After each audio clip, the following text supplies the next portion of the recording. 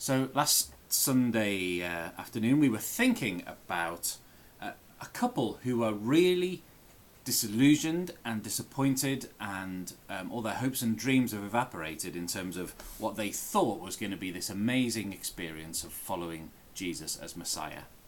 They were just disillusioned, confused, and not sure what to do with themselves. It's the couple in the middle of Luke chapter 24, and we were we read the whole of Luke 24, that amazing chapter where you have the record of the resurrection of Jesus, where the women find him first of all, which by the way is a clue to the authenticity of the stories, because if you were making it up in that culture you wouldn't have written it that way, because people would have thought, oh, what do they know? For them to have written it pretty much points to the reality that is actually what happened.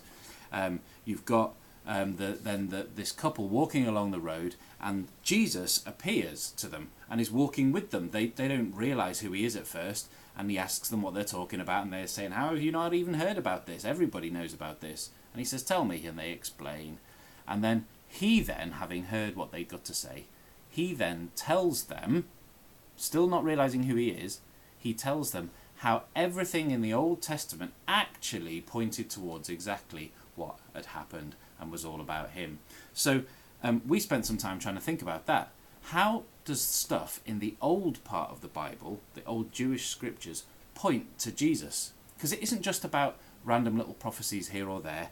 It's about a whole kind of ache that you find in the Old Testament for something more. If you read the Old Testament of the Bible, one of the things that you pick up with in different ways here and there is this ache for something that must be better, that would come, a person who would come. And people didn't always quite know who or how that would be. Are they the same person? Are they different people? There's things in the book of Daniel talking about the Son of Man who would come.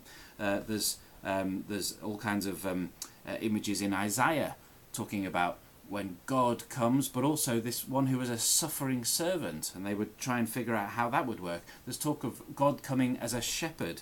There's the whole Messiah image and the King image, the eternal throne that would be there. That's clearly more than just a human throne, but people couldn't quite piece together how this could work, and could it all be the same person, or is it different people?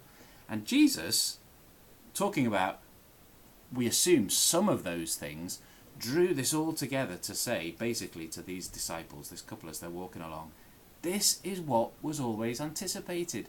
This is what it's all about.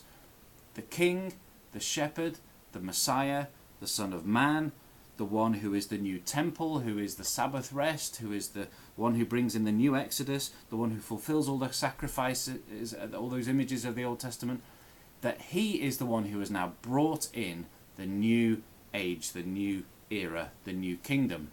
And it's not fully here, but it has started, and we live in it as followers of Jesus. We are part of that as we have our lives changed and walk together in our lives with him. And so we try to talk about that, encourage ourselves, encourage one another with that, to know that Jesus is already reigning. It's not fully here, but it's like one of the images that he talked about where he said it was like a seed that was growing, and it becomes bigger and bigger and bigger until eventually everyone sees it for what it really is. And we're in that time. It's already here. We're seeing the kingdom start to come, as in heaven. Not yet fully, but it's coming. And it's part of the reality of the world that we live in today, that Jesus is King and that he is alive, and we're following him.